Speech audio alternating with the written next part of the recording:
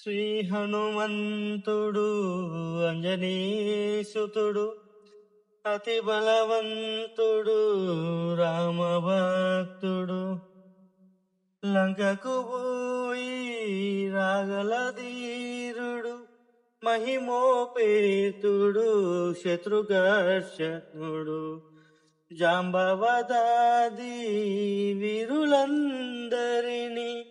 ప్రేరేపింపగా సమ్మతించెను లంకేశ్వరుడు అపహరించిన జానకి మాత జాడ తెలుసుకొను శ్రీ హనుమాను గురుదేవులు నాయదా పలికెద సీతారామ కదానే పలికెద సీతారామ కదా. జయ శ్రీరామ్.